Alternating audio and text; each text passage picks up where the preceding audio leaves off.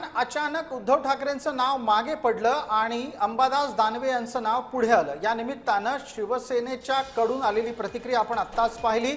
उद्धव ठाकरे यांच्या गटात मात्र यामुळे ट्विस्ट निर्माण झालेला आहे। उद्धव ठाकरे हे उमेदवार नसतील आता स्पष्ट झालंय। त्यांच्या ऐवजी अंबादास दानवे यांना विधान परिषदेची उमेदवारी देण्यात आलेली आहे।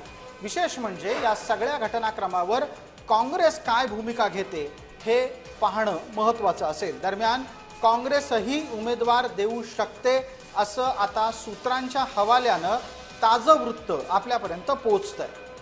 विधान परिषदेच्या उमेदवारीच्या निमित्तानं मवियाच्या मध्ये सुरू झालेला सावळा गोंधळ पार टोकाला पोहोचलाय असं म्हटलं तर गैर वाटू नये।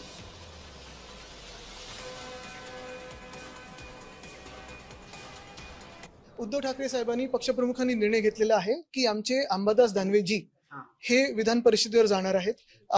महाविकास आघाडीकडून हे आमचे उमेदवार असतील।